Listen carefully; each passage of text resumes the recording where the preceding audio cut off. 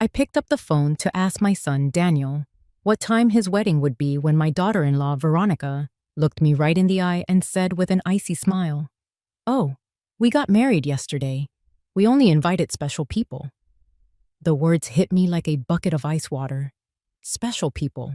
I, who for 3 years had paid their $1,200 rent every single month, who had bought every piece of furniture in their apartment, who had filled their refrigerator when they didn't have enough to eat. I was not a special person. I stood there in the living room of my own house, holding a phone that felt like it weighed 1,000 pounds, watching my son avoid my gaze while Veronica settled onto the sofa I had bought for them. The pink dress I had chosen for his wedding hung uselessly in my closet, along with the new shoes and the dream of being part of the most important day in my only son's life. I had spent $200 on that dress, thinking how lovely I would look in Daniel's wedding photos in which I would never appear. For weeks, I had been planning every detail. I had set aside an extra $1,000 for their wedding gift. I had called my sister down in Florida to tell her the good news. I had cleaned my house from top to bottom because I thought maybe they would come to celebrate with me after the ceremony. All of it crumbled in a second with those 4 poisoned words. Only special people. Daniel finally looked up, his voice sounding rehearsed. "Mom, it was an intimate thing.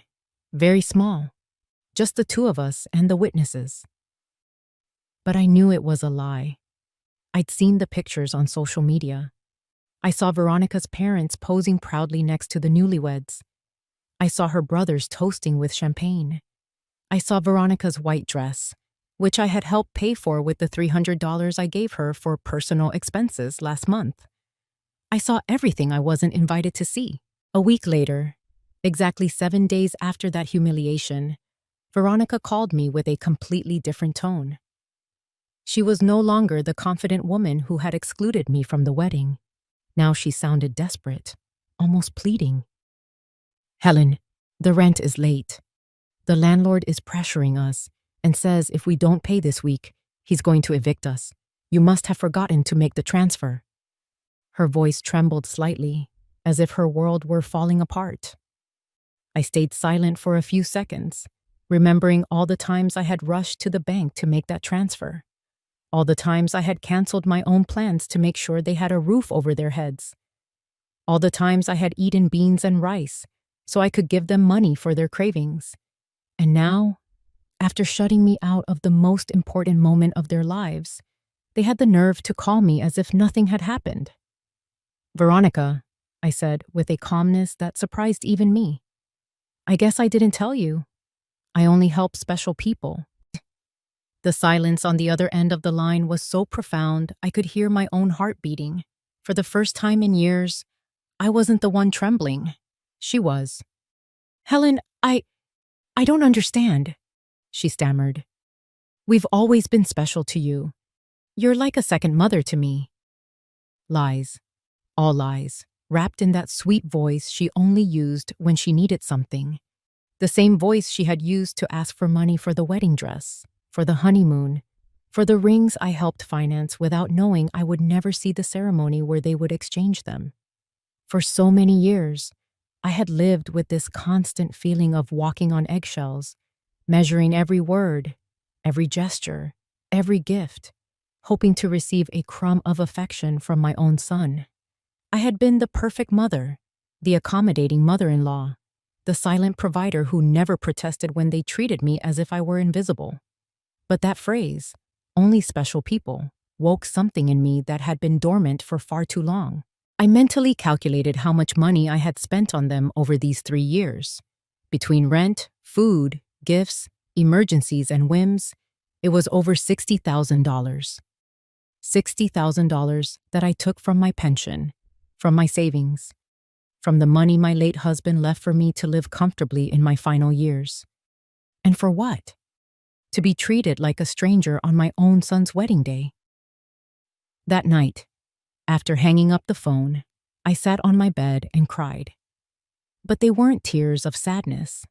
They were tears of rage, of accumulated frustration, of years of humiliations swallowed in silence.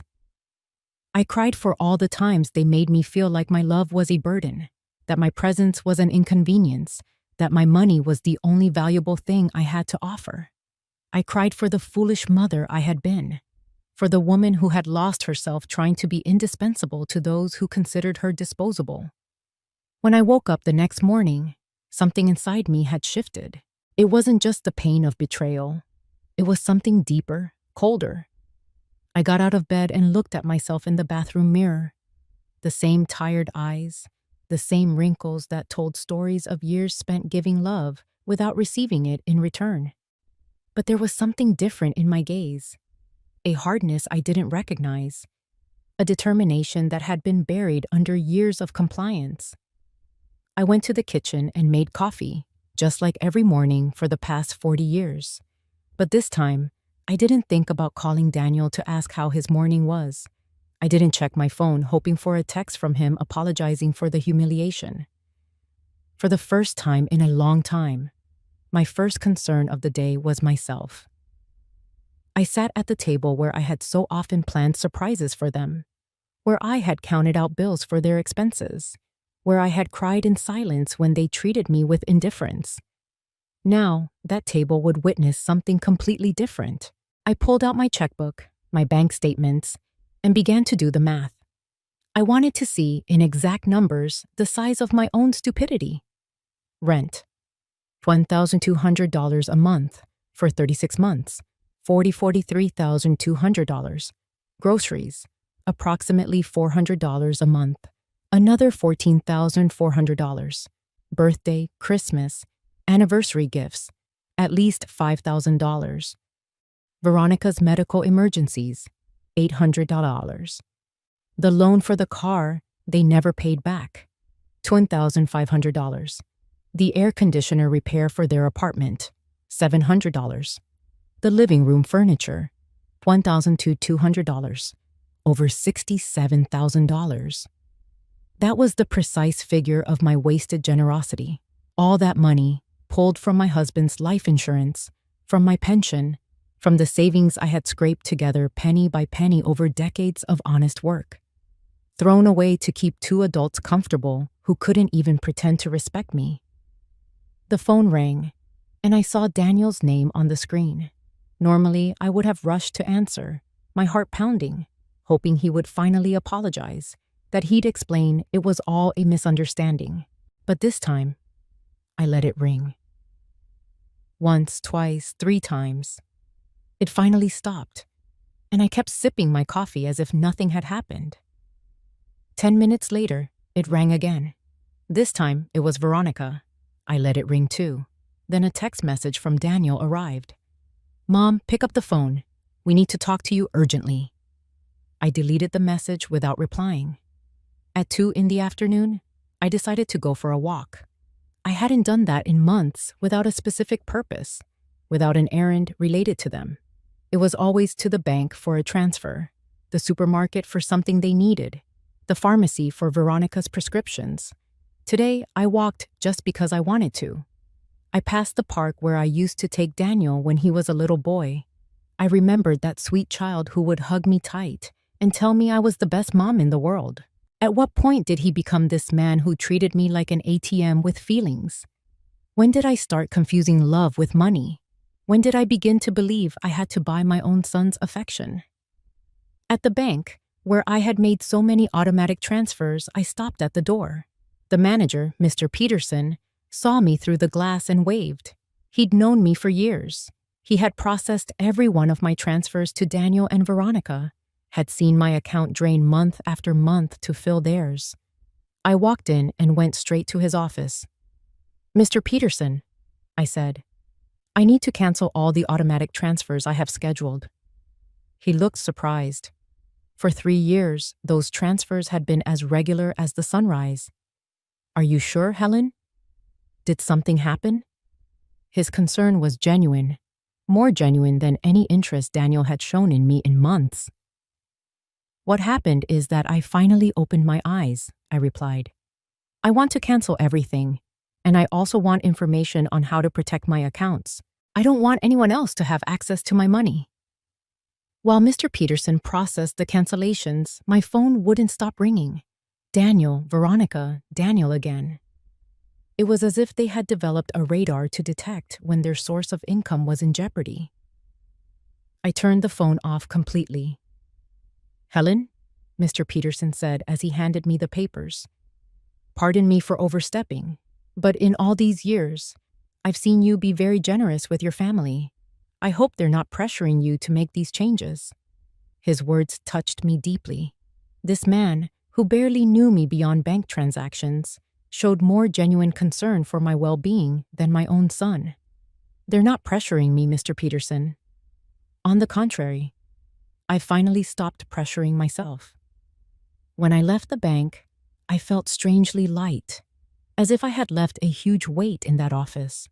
For the first time in years, my money was completely my own. I had no financial obligations to people who saw me as a resource instead of a human being. I walked home, thinking of all the things I had stopped doing to please Daniel and Veronica. The trips I didn't take to save money for them. The friends I stopped seeing because I was always available for their emergencies.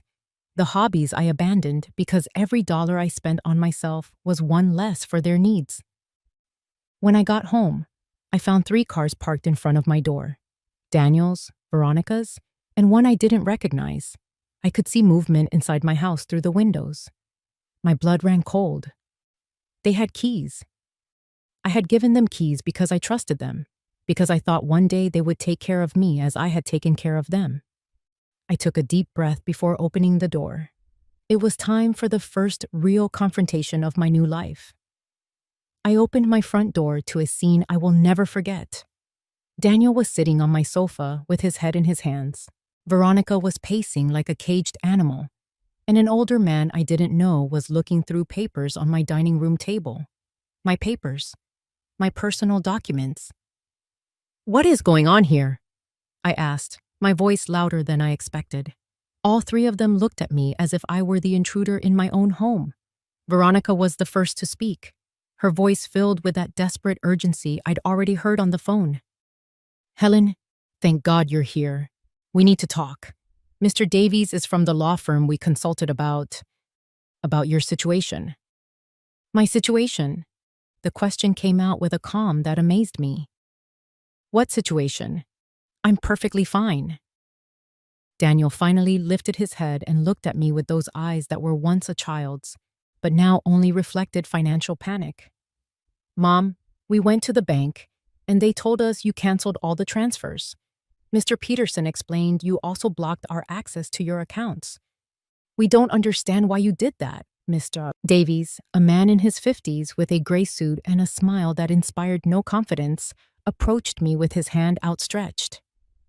"Mrs. Miller, I'm Fernando Davies, an attorney specializing in family law. Your children are concerned about your mental well-being and asked me to evaluate the situation." I didn't shake his hand.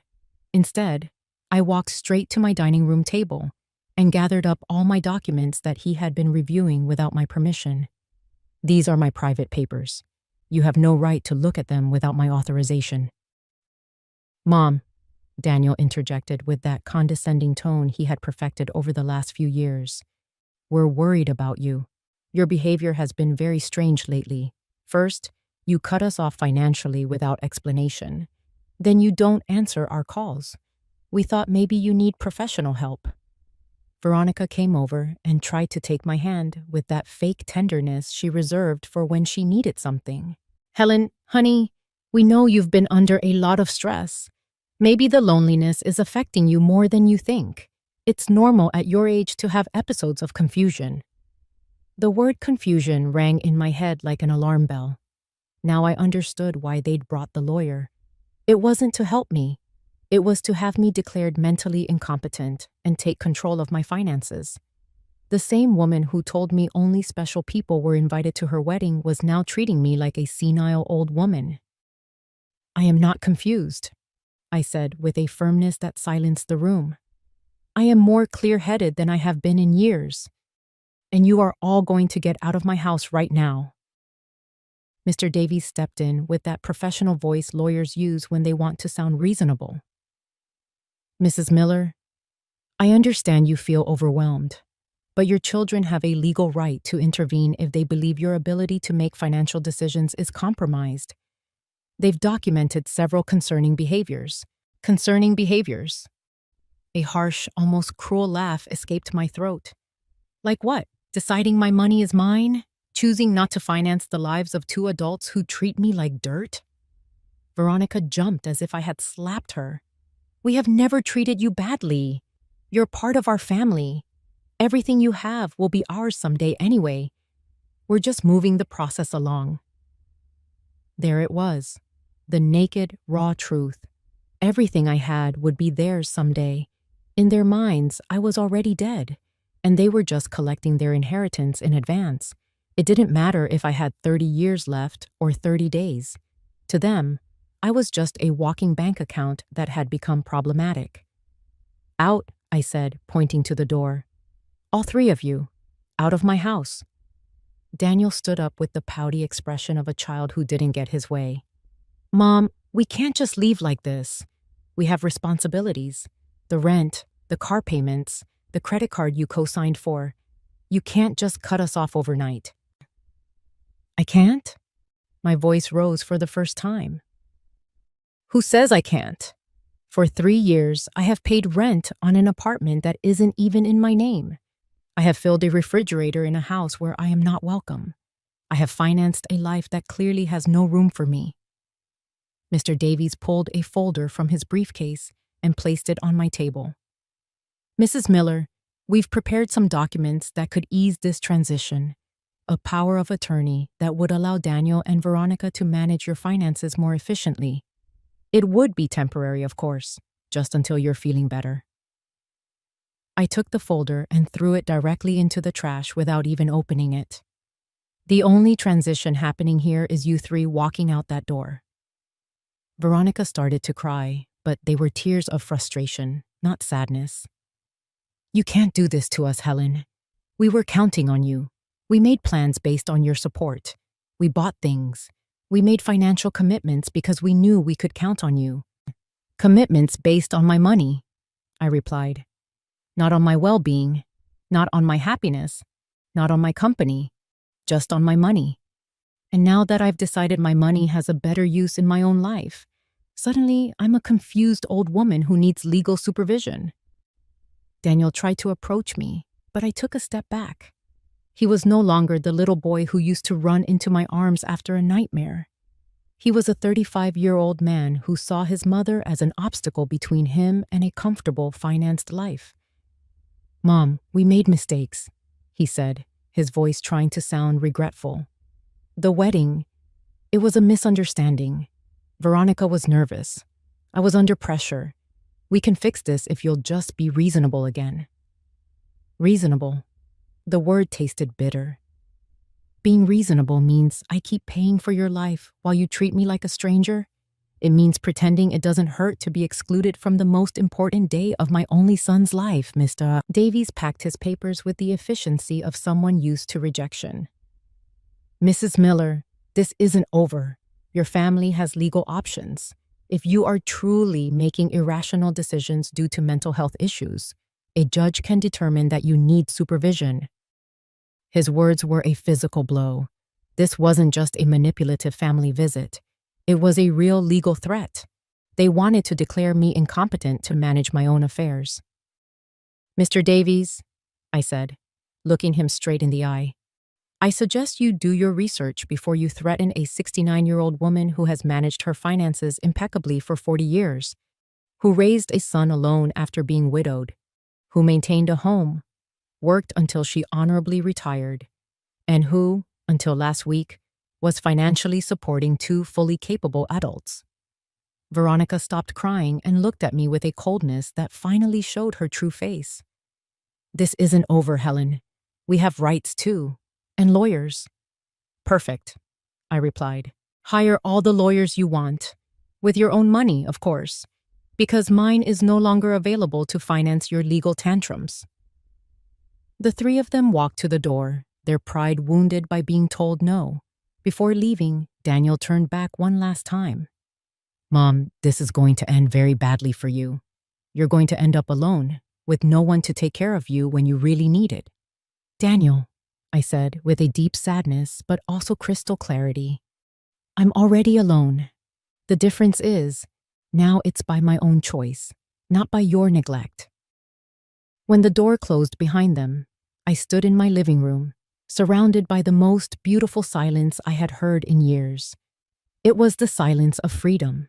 That night, I couldn't sleep, but it wasn't from sadness or regret. It was from the adrenaline of having taken back control of my own life. I lay awake in bed, planning my next moves like a general preparing for battle. If Daniel and Veronica wanted a fight, I would give them a war, but it would be a war I fought with intelligence, not emotion. At 6 a.m, I was dressed and ready to go. My first stop was the office of Mr. Sullivan, a lawyer I had met years ago when I handled my husband's will. Unlike the lawyer Daniel and Veronica had brought, Mr. Sullivan had an impeccable reputation and specialized in protecting the rights of senior citizens. Helen, he said after I explained the situation, what your children attempted yesterday is more common than you think. It's called elder financial abuse, and it's a federal crime. The fact that they entered your home without permission and went through your private documents is also a violation. His words were both calming and alarming. Calming because they confirmed I wasn't crazy, that what had happened was truly abusive. Alarming because I realized the situation was more serious than I had thought. We need to document everything, Mr. Sullivan continued. Every transfer, every gift, every time they pressured you for money. We're also going to change your will to protect your assets from any future attempts at manipulation. We spent 3 hours reviewing my financial records. Mr. Sullivan whistled when he saw the total figure, over $67,000 in 3 years. Helen, with this money, you could have lived comfortably, traveled, enjoyed your retirement. Instead, you completely financed the lives of 2 adults who didn't even respect you enough to invite you to their wedding. When I left his office, I had a complete plan. First, I would change all the locks on my house.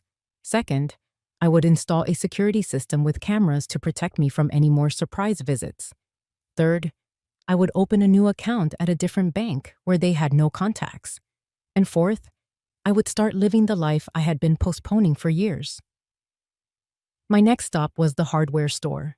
The owner, Walt, had known me for years because I was always in there buying things to fix Daniel and Veronica's apartment. This time was different. Helen, what brings you in today? Another emergency at your son's place? He asked with the familiarity of someone who had been a silent witness to my wasted generosity. No, Walt. This time it's for my own house. I need to change all the locks, and I want the best quality you have. He looked surprised but didn't ask questions. While he was selecting the locks, his son Kevin, who installed security systems, came in. It was Providence in action. Kevin, I said, I also need to install security cameras. The whole system. Price is not an object. While they prepared everything for the next day's installation, I received a call from an unknown number. It was Veronica, calling from someone else's phone since I had blocked her number after yesterday's confrontation. Helen, it's Veronica. Please don't hang up. We need to talk like civilized adults. Talk, I said dryly. Look, I understand you're upset about the wedding. It was a mistake. Daniel and I have talked and we want to make it up to you. What do you think about organizing a special dinner to celebrate our marriage with you? We could do it at your house, cook together like old times. The manipulation in her words was so obvious it was almost funny.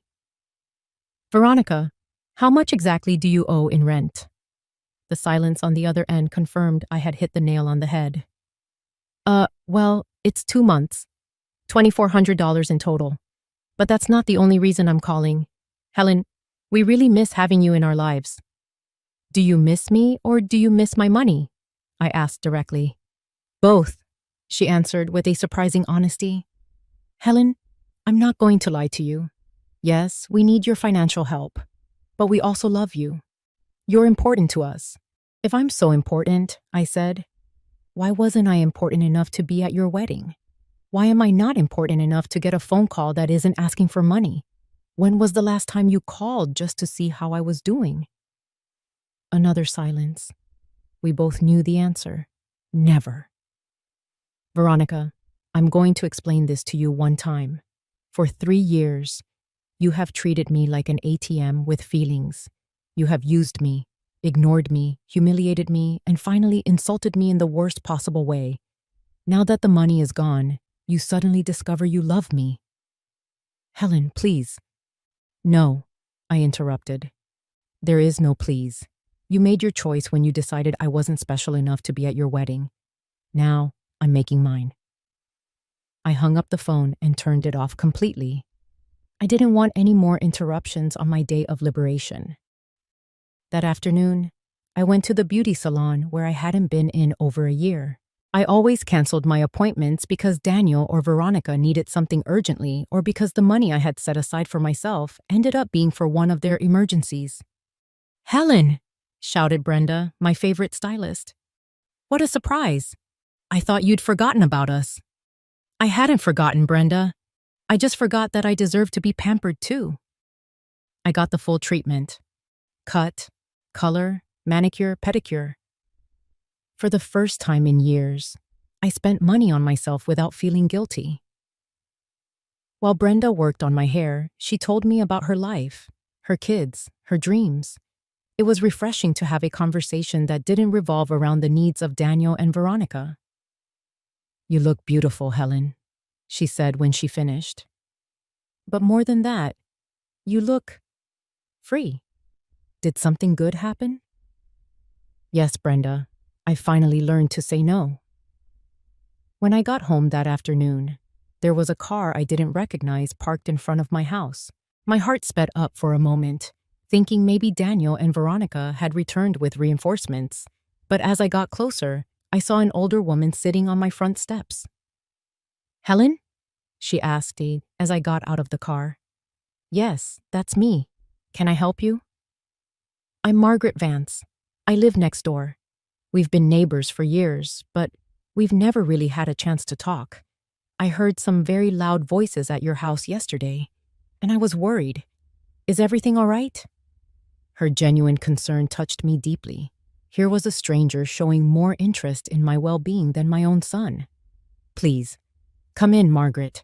I'll make us some coffee, and I'll tell you a story you won't believe. As I made coffee, I told her the whole situation. Margaret listened without interrupting, nodding occasionally, and when I finished my story, her eyes were filled with tears. Helen, she said, you did the right thing. I went through something similar with my daughter 5 years ago. I also thought it was my obligation to finance her adult life. I also believed that if I didn't give them money, they wouldn't love me. What happened? I cut them off when I realized they only called when they needed something. At first, it was terrible. They threatened me, emotionally blackmailed me, tried to make me feel guilty. But after 6 months, my daughter called to truly apologize. Now we have a real relationship based on love, not money. Her words gave me hope and confirmed I had made the right decision. Do you think Daniel and Veronica will ever understand? Maybe, maybe not, she answered honestly. But that's no longer your responsibility, Helen. Your responsibility now is to live your own life. That night, for the first time in 3 years, I went to sleep without worrying if Daniel and Veronica had money for rent, for food, for their whims. I went to sleep thinking about myself, my plans, my future, and I slept better than I had in years. The next day, Kevin and Walt arrived at 8 a.m. to change the locks and install the security system. While they worked, my phone kept ringing from unknown numbers. Veronica was still trying to reach me from different phones, but I had developed a new skill, completely ignoring calls I didn't want to take. Helen, Kevin said as he installed the cameras, this system will give you total peace of mind. You can see who's at your door from your phone, even when you're not here. And if anyone enters without permission, an alert is automatically sent to the police. The irony didn't escape me. I was installing a security system to protect myself from my own son, but it didn't hurt like before. It was simply a practical measure to maintain my new peace. While they worked, I decided to do something I hadn't done in years: call my sister Diana in Florida. We had lost touch because every time we talked, I would end up bragging about Daniel and Veronica's achievements, about how much money I had spent on them, about how proud I was to be able to help them. I realize now that our conversations had become financial reports disguised as family news. "Helen?" Diana answered, surprised. "Sis, how are you? We haven't talked in months." "I'm fine, Diana. Better than fine, actually. I'm calling to tell you I've finally come to my senses." I told her the whole story from the beginning: the secret wedding, the humiliation, the visit with the lawyer, my decision to cut off the funding. Diana listened in silence, and when I finished, her response shocked me. "Helen, sis, it's about time. Every time we talked, it broke my heart to hear you boast about how much money you'd given them, as if love is measured in dollars." I wanted to say something, but I didn't know how. "What did you want to say?"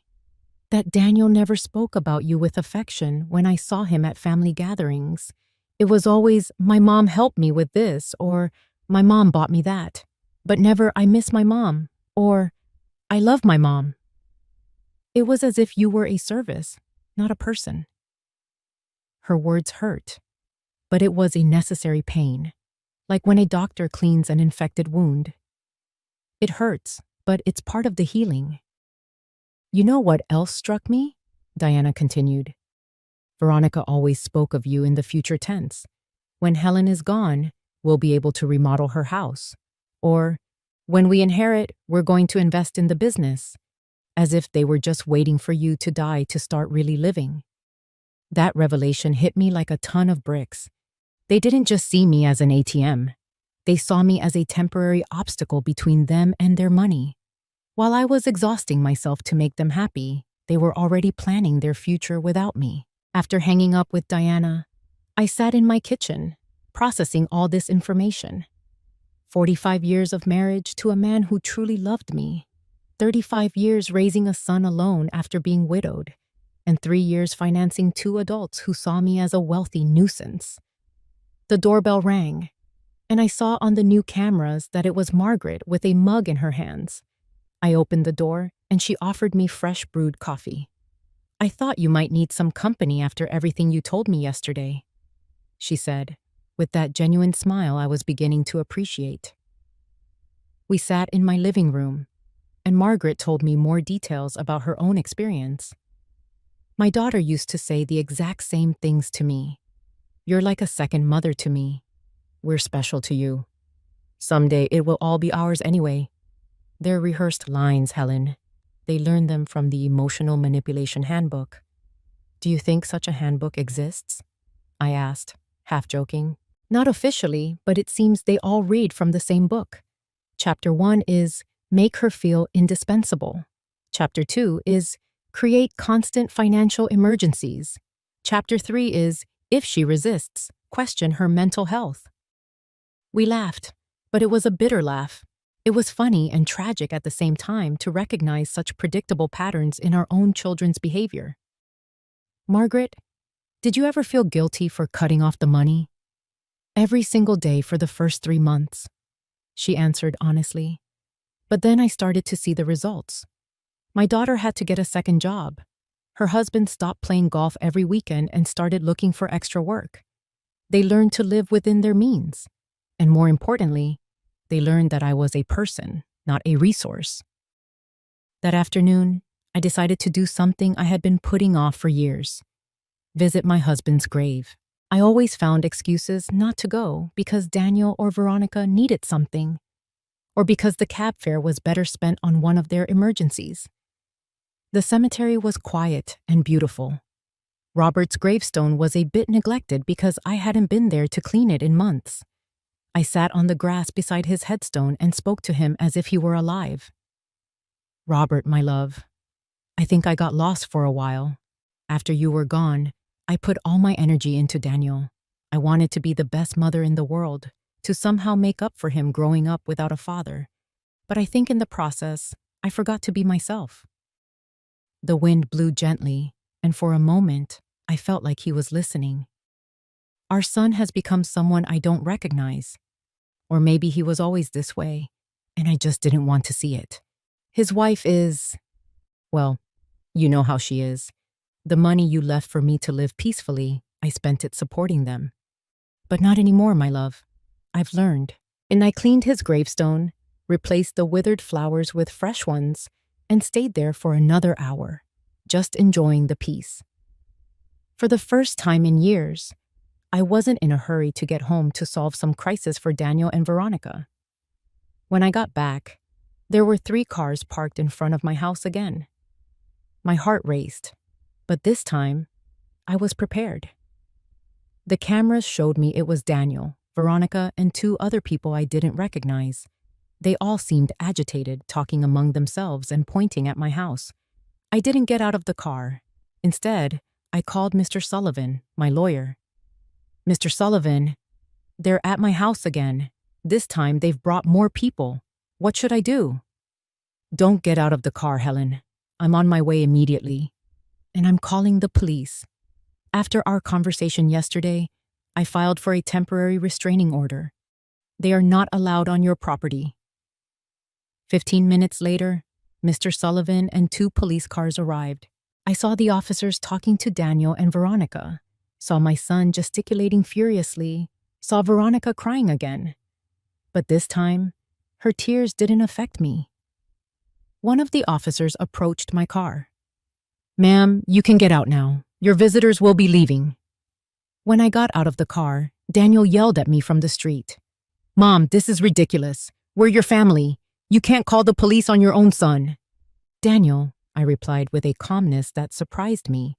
Family doesn't threaten you with competency hearings. Family doesn't enter your house without permission. Family doesn't treat their mothers like ATMs. Veronica screamed from the other side of the street. You're going to pay us what you owe us. We have bills you co-signed for. You can't just abandon us like this.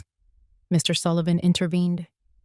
Mrs. Miller, any future communication must be through my office, and I suggest you consult with an attorney before making threats, because my client has complete documentation of all the payments she has made voluntarily for 3 years. I watched them drive away, defeated, but not surrendered. I knew this wasn't over, but for the first time in this situation, I felt confident. I had professional help, emotional support from Margaret, and most importantly, mental clarity about what was right and what was wrong. That night, Margaret invited me to dinner at her house. I met her daughter, who was visiting, and I saw with my own eyes what a healthy family relationship looked like. They spoke with respect, asked genuinely about each other's lives, and laughed together. The daughter didn't ask for money once during the entire evening. This is what I wanted with Daniel, I confessed to Margaret after her daughter left. And maybe someday you'll have it, she replied. But first, he has to learn that you are a person who deserves respect, not just a source of income. For the first time in weeks, I went to sleep feeling hopeful about the future. The next few days were strangely peaceful. The security cameras showed me that Daniel and Veronica would drive by my house several times a day, sometimes slowly, sometimes parking for a few minutes, but never getting out. It was as if they were studying my routine, looking for the perfect moment for their next move. Mr. Sullivan had advised me to document each of these visits, so I kept a detailed log with dates and times. Their persistence will work in our favor, he had told me. Every time they show up after being told to stay away, it strengthens our case for a permanent restraining order. On Friday morning, I was having a quiet breakfast when the doorbell rang. The cameras showed a well-dressed young woman with a folder in her hands and a professional smile. I didn't recognize her, but something about her posture told me this was not a social visit. "Good morning, Mrs. Miller," she said when I opened the door. "I'm a social worker with Adult Protective Services. We received a report that you may be at risk, and we need to conduct a wellness check." My blood ran cold. Daniel and Veronica had escalated the situation, It wasn't just threats from private lawyers anymore. Now they had involved the government. "May I see your identification?" I asked, trying to remain calm. "Of course." She showed me an official ID that looked legitimate. "I'm Raquel Mendez. May I come in to speak with you?" I let her in because I knew refusing would look worse for my case. Raquel sat in my living room and took a form out of her folder. "Mrs. Miller, we received reports that you have had significant changes in your financial behavior, that you have cut off communication with your family, and that you have shown signs of paranoia by installing unnecessary security systems. We were also informed that you have refused medical and legal help from your loved ones." Every word had been carefully chosen to make me sound like an unstable old woman. I recognized Veronica's hand in the phrasing. She had always been skilled at manipulating words to get what she wanted.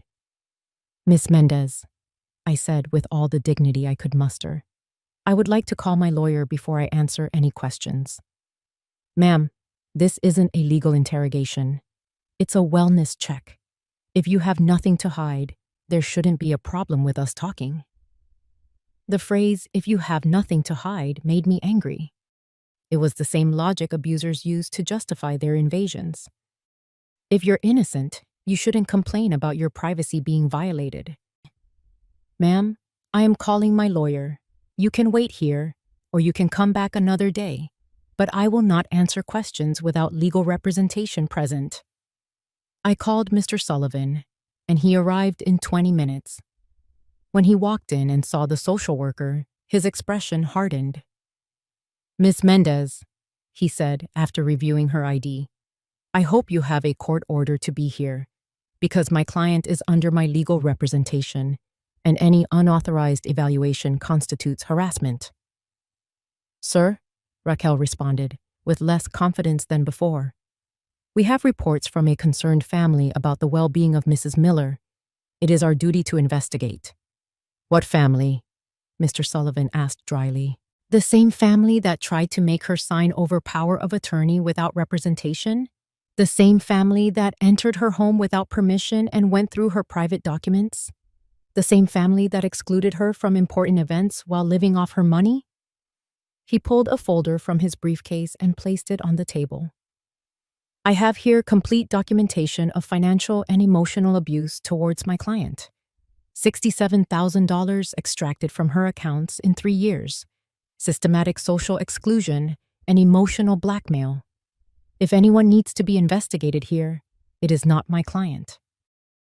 Raquel reviewed the documents with growing discomfort. It was obvious that the information she had been given did not match the reality in front of her. "Mrs. Miller," she finally said to me, "can you explain why you decided to cut off financial support to your son so abruptly?" "Because I discovered they were using me," I answered simply. "Because I realized that to them, I wasn't a mother. I was a bank account. Because I got tired of financing the lives of people who saw me as a burden." "But don't you consider it your responsibility to help your family?" The question infuriated me. "Miss Mendez, my responsibility as a mother was to raise my son until he was 18, educate him, and give him the tools to be an independent adult. My son is 35 years old, married, and fully capable of supporting himself. Financing his adult life is not my responsibility. It is my choice, and I chose to stop." Mr. Sullivan interjected. "Miss Mendez, would you consider it a normal situation for a 35-year-old man to be unable to pay his own rent without help from his 69-year-old mother?" Raquel didn't answer immediately. I could see she was reconsidering the whole situation. "Mrs. Miller," she asked after a moment, "do you manage your own finances?" "Completely. I can show you my bank statements, my investments, my tax payments. Everything is up to date and in order." "You live independently?" "As you can see, I keep my house clean. I take care of myself physically, I drive my own car, and I have healthy social relationships with my neighbors." "Do you take any medication?" "Only vitamins and supplements. I have no medical conditions that require medication." Mr. Sullivan added, "My client has just undergone a complete medical evaluation as part of our legal process. She is in perfect mental and physical health." Raquel closed her folder and sighed. "Mrs. Miller, based on this conversation and the documentation I've reviewed, I see no evidence that you are at risk or in need of intervention. I will be closing this case." After she left, Mr. Sullivan and I sat in silence for a few minutes. "Helen," he finally said, "this is going to keep escalating. Daniel and Veronica will not stop until they regain access to your money. We need to prepare for their next move." That afternoon, reflecting on the social worker's visit, I realized something important. I no longer felt like a victim. I felt like a woman who had taken control of her life and was willing to defend it.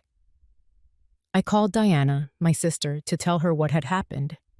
"Helen," she said after hearing everything, "you know what impresses me most about this story? It's not how badly Daniel and Veronica behaved.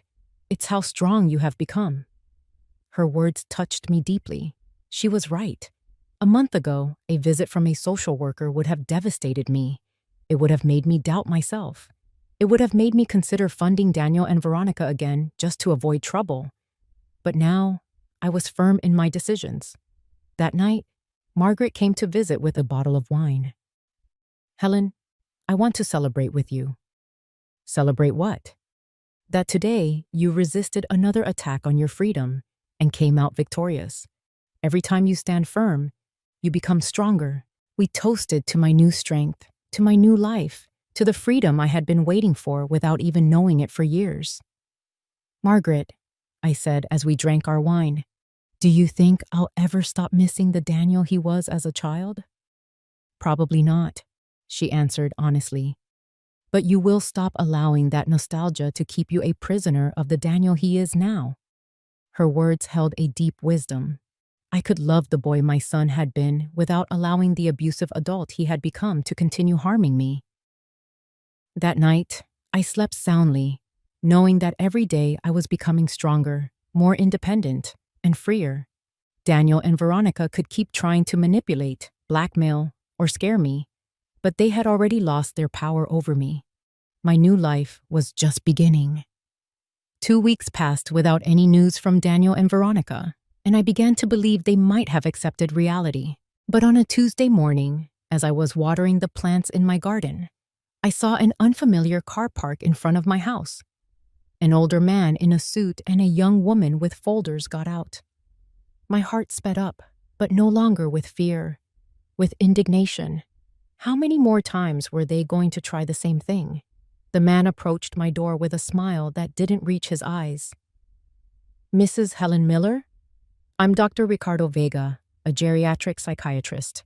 This is my assistant, Miss Peters. Your family hired us to conduct an evaluation of your mental state."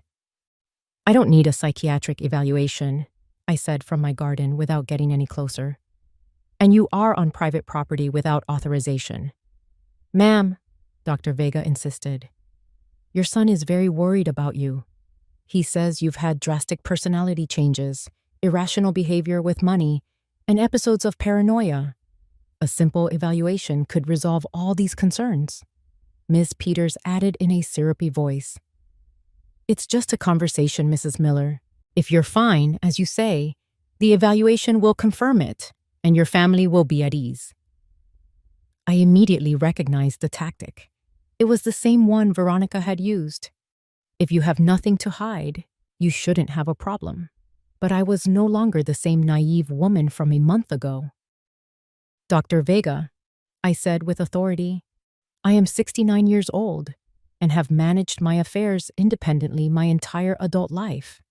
I will not submit to psychiatric evaluations because my son doesn't like that I stopped financing his life." "Ma'am, we understand your resistance," said Ms. Peters with that condescending tone people use with small children. "But the evaluation is for your own good." My own good. The laugh that came from my throat was bitter. You know what was for my own good? To stop paying the rent for 2 adults who treated me like garbage.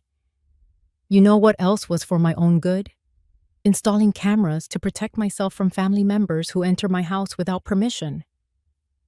Just then, Mr. Sullivan pulled up in his car. Upon seeing him, Dr. Vega and Miss Peters exchanged uncomfortable glances. "Dr. Vega," Mr. Sullivan said after getting out, "I hope you have a court order to be here, because otherwise, you are violating the restraining order we have against my client's family." "We are not family," the doctor responded defensively.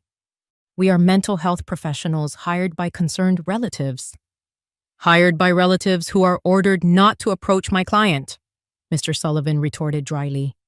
"What you are doing is called harassment by proxy, and it is equally illegal." He took out his phone and called the police.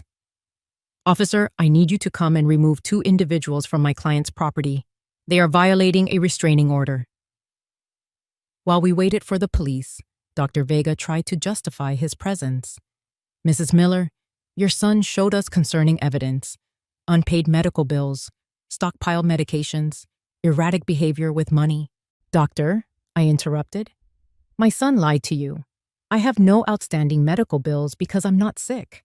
I don't have stockpiled medications because I don't take any. And my behavior with money is perfectly rational. I stopped giving it away to people who mistreated me." "But ma'am," Miss Peters insisted, "your family says you threatened to disinherit them completely, that you changed your will without consulting anyone." "Of course I changed my will."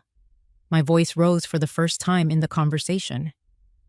"Why would I leave my inheritance to people who exclude me from the important moments of their lives? Why would I reward abuse with money?"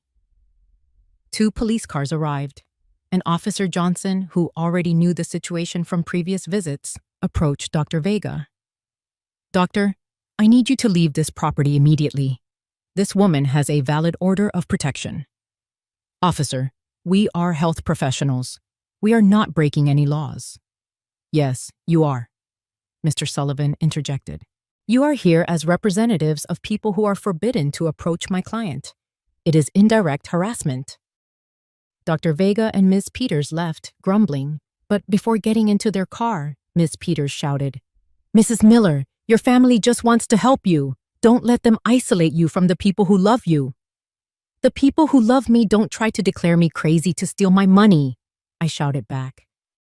After they left, Mr. Sullivan and I sat in my living room to plan the next step. "Helen, this has gotten out of control. Daniel and Veronica are spending money they don't have to hire professionals to try and declare you incompetent. This means they are desperate." "What more can they do?" "They can try to file for guardianship. It's expensive and hard to win. But if they get a sympathetic judge and a psychiatrist willing to testify in their favor, they could manage to have a guardian appointed." The idea terrified me. Could they take away control of my money? "They could try, but we have solid evidence that you are completely sane and that they are motivated by greed, not genuine concern." That afternoon, I called Diana, my sister, to vent. "Sis," she said after hearing my story, "do you realize how far they are willing to go for money? They are risking family relationships, spending on lawyers and doctors, destroying their own reputation, all to regain access to your bank account." Her words made me reflect. Daniel and Veronica had revealed their true nature completely. There was no going back. There was no possibility of genuine reconciliation. To them, I had never been a respected mother or mother-in-law. I had always been just money on legs. That revelation, though painful, was also liberating. I no longer had to wonder if I was making the right decision. I no longer had to feel guilty for protecting myself. They themselves had shown that my emotional and physical well-being mattered less to them than my money. That evening, Margaret came to visit with a surprise. She had invited her friends from the gardening club to meet me. "Helen," she introduced me. "These are my friends. Brenda, who you already know from the salon, Maria, Carmen, and Hope. We have all been through similar situations with abusive relatives." We spent the evening sharing stories. Maria had had to set boundaries with a brother who constantly asked for money. Carmen had cut ties with a daughter who only visited when she needed something. Hope had had to change her will after discovering her grandchildren saw her as their retirement plan. What hurts the most, I confessed, is not losing the money I gave them. It's realizing I never had the love I thought I had. Helen, Hope said with the wisdom of her 80 years. True love is not bought or sold. If you had to pay for it, it was never real. Her words were like a balm to my wounded soul. She was right. I had been buying attention, not love. I had been financing an illusion. You know what I discovered? I told my new friends. The loneliness of being surrounded by people who don't love you is worse than the loneliness of being alone. At least now, when I'm alone, I'm in good company. We all laughed and toasted with tea to our newfound wisdom. That night, after my new friends left, I sat in my garden to think. The stars shone brighter than ever. Or maybe I was just seeing them with clearer eyes. For the first time in my adult life, I was completely financially alone. I had no dependents. I had no financial responsibilities to anyone but myself. And instead of scaring me, that reality excited me. I could travel if I wanted. I could remodel my house. I could buy nice clothes. I could donate to charities I cared about. I could invest in my own future instead of financing the present of ungrateful people. Freedom tasted like hope. And for the first time in years, I was eager to plan my future.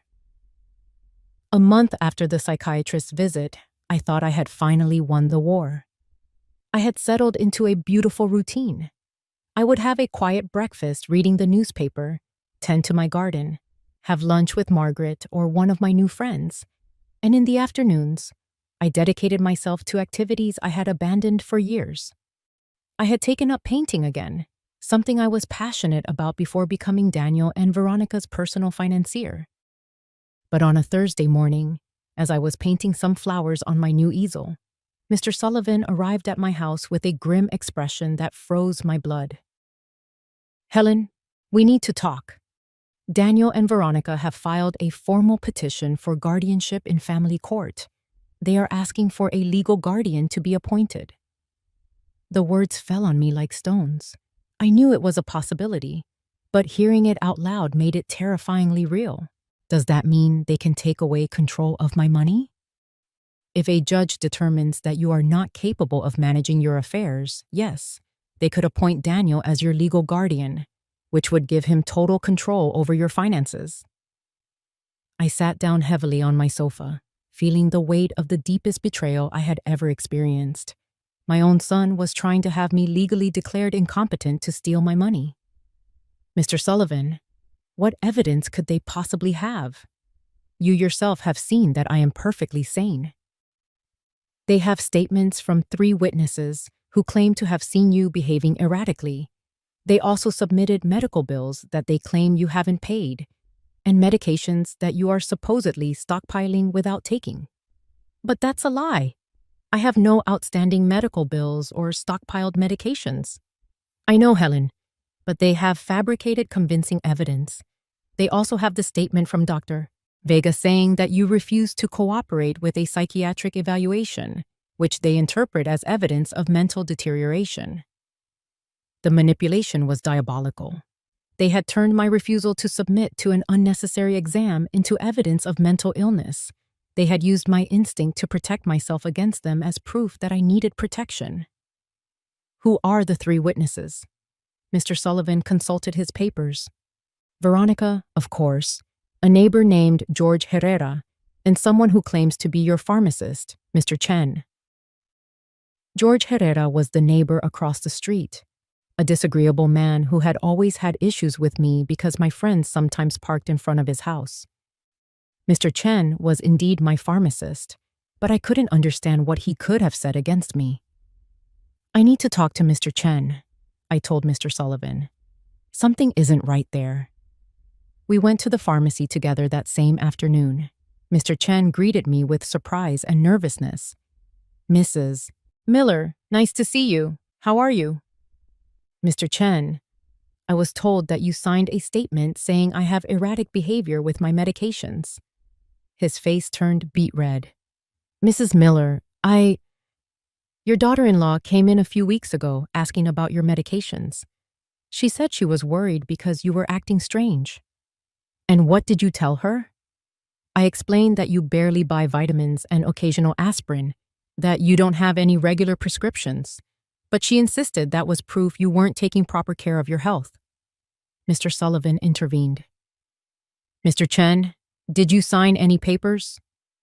She brought a document that said I confirmed Mrs. Miller had irregular patterns of medication purchases. I thought it was for an insurance company or something. I didn't know it was for a lawsuit. My own pharmacist had been tricked into signing something he didn't fully understand. Veronica's manipulation knew no bounds. Mr. Chen, I said, I need you to write a statement explaining exactly what happened and clarifying that I have no issues with medication. Of course, Mrs. Miller. I feel terrible about this misunderstanding. After the pharmacy, we went to confront George Herrera. When we knocked on his door, he greeted us with obvious hostility. What do you want? Mr. Herrera, Mr. Sullivan said, I understand you signed a statement about my client's behavior. So what if I did? That woman is crazy. She's been acting weird for weeks. Can you be more specific about what behaviors you've observed? Installing cameras like she lives in a war zone, having strange people visit her at all hours, yelling in the street with her family. I realized that George had interpreted everything out of context. I installed the cameras to protect myself. The strange people were my new friends. The yelling was when I defended my home from Daniel and Veronica's invasions. Mr. Herrera, I said, do you know why I installed the cameras? No, and I don't care. To protect myself from my son and daughter-in-law, who were entering my house without permission and threatening me. That's what a crazy person would say. He responded cruelly. There was no way to reason with him. His testimony was based on superficial observations interpreted with malice. That night, Mr. Sullivan and I sat down to plan our defense. Helen, we need our own psychiatric evaluation.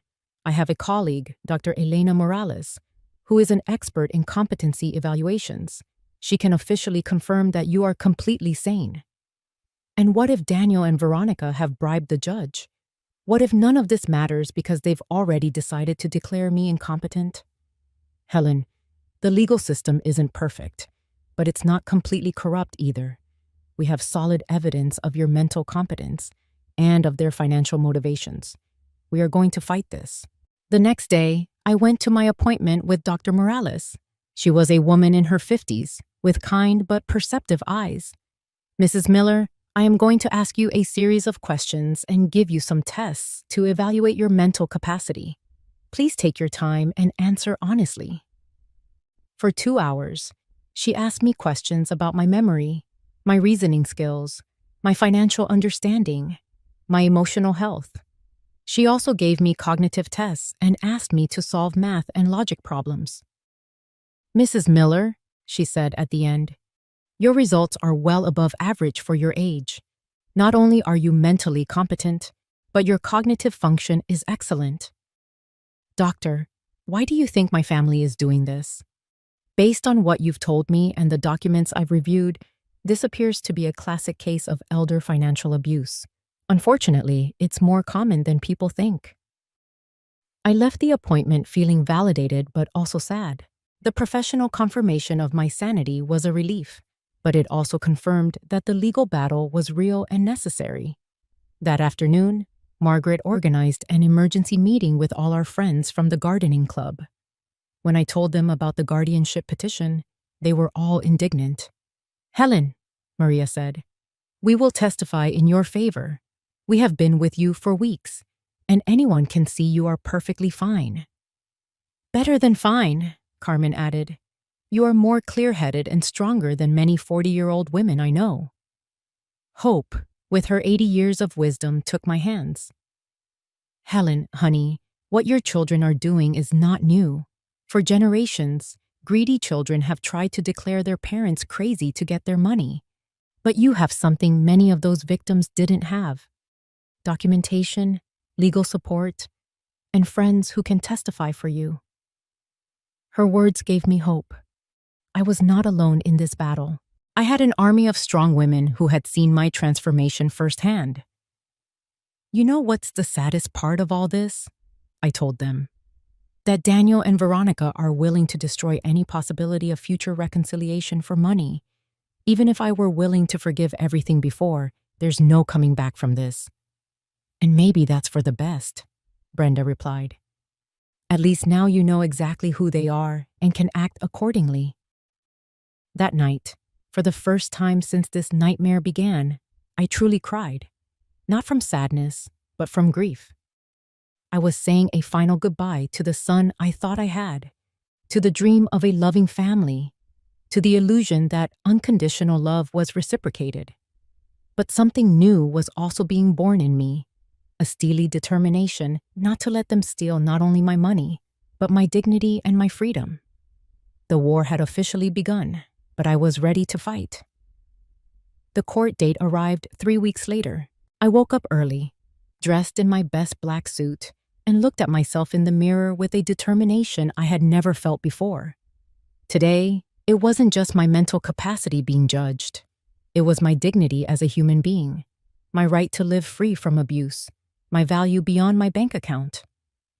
Mr. Sullivan arrived at 7 in the morning to go over our strategy one last time. Helen, remember, the burden of proof is on them. They have to prove you are incompetent. We just have to show that you are not. And what if the judge is already biased against me? Judge Harrison has a reputation for being fair. I've researched his previous cases, and he doesn't automatically favor families. He cares about protecting the rights of senior citizens. We arrived at the courthouse at 9. In the hallway, I saw Daniel in a new suit he had probably bought for the occasion, and Veronica dressed in black as if she were at a funeral. Maybe she was. The funeral of our family relationship. When our eyes met, Daniel avoided my gaze, but Veronica held my stare with a coldness that confirmed for her this was just business. Their lawyer was an older, elegant man with the kind of confidence that comes from winning similar cases before. When he began his opening statement, his strategy was clear: to paint me as a confused old woman who had been manipulated by strangers to turn against her loving family. Your Honor, he said in a solemn voice, Mrs. Helen Miller has shown a clear mental deterioration in recent months. She has cut off all financial support to her family without rational explanation, installed unnecessary security systems due to paranoia, and isolated herself from her loved ones under the influence of neighbors and lawyers who are clearly taking advantage of her vulnerable condition.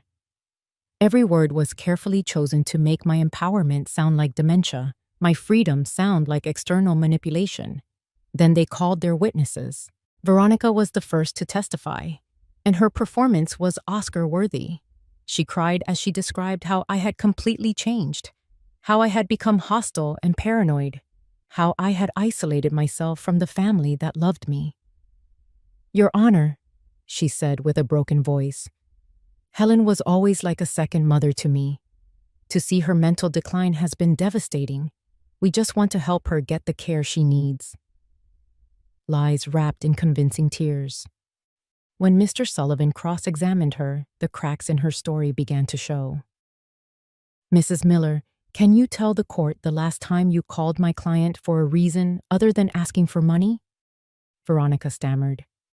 Well, we always talked about many things. Can you give a specific date? I don't remember exact dates. Is it true that you and your husband got married without inviting my client? It was a very small ceremony. Is it true that when my client asked about the wedding, you told her you had only invited special people? Veronica turned red. Those words were taken out of context. What would be the correct context for telling your mother-in-law she isn't a special person? She couldn't answer convincingly. Daniel was next. Seeing him on the stand, swearing to tell the truth as he prepared to lie about my mental health, was one of the most painful moments of my life. This was the boy I had raised alone, to whom I had dedicated my entire life. My mother was always very generous with us, he testified, but lately she has become erratic and irrational. We believe she is being manipulated by people who are taking advantage of her."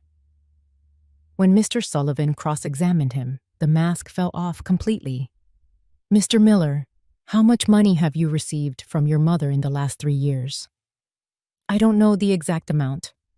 Would $67,000 sound about right?" "Maybe. She was always generous." "And how many times did you visit your mother without asking her for money?" The silence was deafening. "Is it true that you and your wife entered my client's home without permission and went through her private documents?"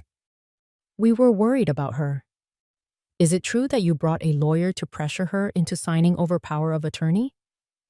"We wanted to help her manage her finances."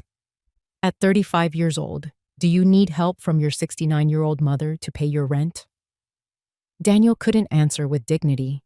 George Herrera testified about my supposed erratic behaviors, but when Mr. Sullivan questioned him on the details, he admitted he had never spoken to me directly and that all his information was based on superficial observations. Dr. Vega testified that my refusal to be evaluated was evidence of mental decline, but Mr. Sullivan presented the documentation from our evaluation with Dr. Morales, which completely contradicted his conclusions. Then it was our turn. Mr. Sullivan first called Mr. Chen, my pharmacist, who explained how he had been tricked into signing a statement that misrepresented my medication purchasing habits. Dr. Morales testified about my excellent mental state, presenting the results of the cognitive tests, which had been flawless. Mr. Peterson from the bank testified about my financial competence, explaining that my decisions to cancel automatic transfers had been completely rational and processed correctly. Margaret and my friends from the gardening club testified about my lucidity, my new vitality, and my ability to maintain healthy social relationships. Finally, it was my turn to testify. I stood with dignity and walked to the stand, feeling the weight of 69 years of experience, of wisdom gained through pain, of strength discovered in adversity. Mr. Sullivan guided me through my testimony, allowing me to tell my full story. The $67,000 spent in 3 years, the humiliation of being excluded from the wedding, the constant emotional manipulation, the invasion of my privacy, the legal threats. "Mrs. Miller," Mr. Sullivan finally asked, "Why did you decide to cut off financial support to your son and daughter-in-law?" "Because I finally understood that what I was receiving from them was not love," I answered, my voice clear and strong. "It was a business transaction disguised as a family relationship. My money was welcome, but I, as a person, was not." "Do you regret your decision?" "I only regret that it took me so long to make it." Daniel's lawyer tried to make me seem confused during his cross-examination, but I answered each of his questions with clarity and precision. When he tried to suggest that my new friends had manipulated me, I explained that for the first time in years, I had relationships based on mutual respect, not financial interest. In his closing arguments, Daniel's lawyer kept insisting that I was a victim of external manipulation. Mr. Sullivan was devastating in his response. "Your Honor, what we have seen here is not the case of an incompetent elderly woman, but that of a woman who finally found the strength to free herself from years of financial and emotional abuse. The plaintiffs have presented no real medical evidence of mental incompetence. What they have presented is frustration because their source of income decided to exercise her legal and moral right to protect her own resources." Judge Harrison retired to deliberate for 2 hours that felt like 2 years. When he returned, his expression was serious but clear. "After reviewing all the evidence presented," he began, "it is clear to this court that Mrs. Helen Miller is in full command of her mental faculties. Professional psychiatric evaluations confirm her cognitive competence. Her financial decisions, while they may be painful for her family, are completely rational and within her rights." My heart began to beat faster. "Furthermore," the judge continued, "the evidence suggests that this petition is motivated by financial interest rather than genuine concern for Mrs. Miller's well-being. The court completely denies the petition for guardianship." I had won. I had won not only the legal battle, but my freedom, my dignity, my right to live without being abused by those who were supposed to love me. As we left the courthouse, I saw Daniel and Veronica talking furiously with their lawyer. Veronica shot me a look of pure hatred before walking away. Daniel looked at me one last time, and for a second, I saw something that might have been regret, but it was far too late. That night, Margaret hosted a celebration at my house with all our friends. We toasted to justice, to freedom, to the sisterhood of strong women who support each other. Helen, Hope told me, today you didn't just win a court case, you won your life back. She was right. For the first time in years, the future belonged completely to me. I could travel. I could love. I could create. I could live without fear, without guilt, without manipulation. 3 months later, I sold my house and moved into a beautiful apartment near the city center. I donated half of my money to organizations that protect senior citizens from family abuse. With the other half, I began to live the life I had always wanted. I traveled to Europe, took art classes, and joined volunteer groups. I never heard from Daniel and Veronica again. I heard through the grapevine that they had had to move to a smaller apartment and that Veronica had gotten a job for the first time in years. Perhaps adversity would teach them what my generosity never could: the value of honest work and independence. Some nights, when I look at the stars from my new balcony, I think about the woman I was a year ago, fearful, manipulated, believing I had to buy love. That woman is gone, and in her place was born someone who understood a fundamental truth. True love never has a price, and freedom is never too expensive. My name is Helen. I am 70 years old, and I have finally learned that the most important person I have to love and protect is myself.